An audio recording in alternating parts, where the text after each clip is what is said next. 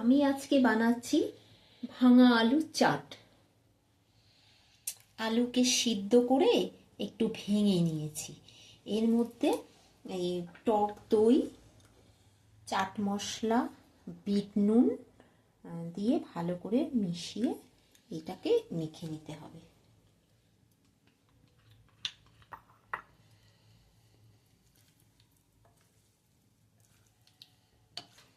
এবার এটা ধনে পাতা, একটা সস বানিয়েছি।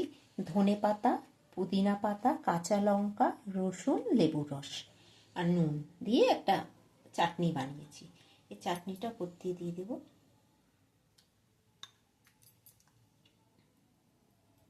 তেঁতুলের সস বানিয়েছি।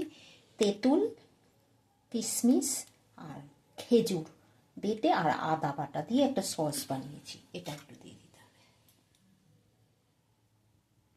এবার এর উপর দিয়ে ঝুরি ভাজা দিতে হবে।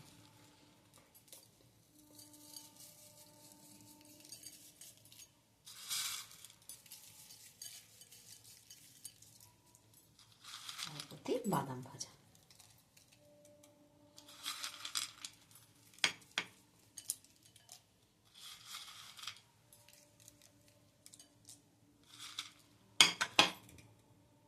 এতে ধনে পাতা কুচি দিয়ে